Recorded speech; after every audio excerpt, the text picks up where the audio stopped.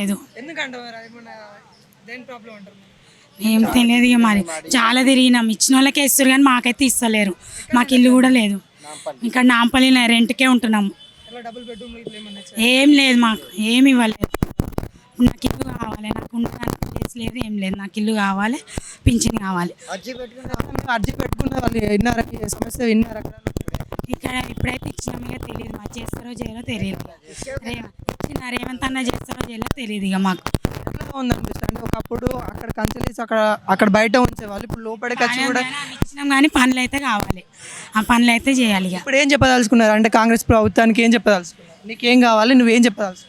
నాకు ఇల్లులు కావాలి, లేని వాళ్ళకి ఇల్లులు ఇస్తే చాలు, పిల్లలకు చదివిస్తే చాలు. ఇప్పుడు మీకు మహిళలకి అయితే ఆర్టీసీ బస్సు ఫ్రీ ఇస్తా ఉన్నా, దాన్ని ఎలా? కానీ మేమైతే తిరగట్లేం కదన్న, మేమైతే తిరుగుతలేం, మాకు తెలియదు. ఇక నేను ఇంట్లోనే ఉంటున్నా, నాకు ఇల్లు లేదు, ఇంట్లో ఉంటున్నా. నేను కిరాయిలు కట్టుకుంటా.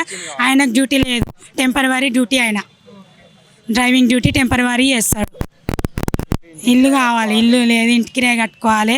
ఆట ఆప్షన్ అయింది నాకు, డ్యూటీకి వెళ్ళాలంటే దమ్ము వస్తుంది, వాళ్ళు ఇస్తలేరు. నాకు ఇల్లు కావాలి అంతే. రేవంత్ రెడ్డికి అదే కోరుకుంటున్నాను నేను అన్న.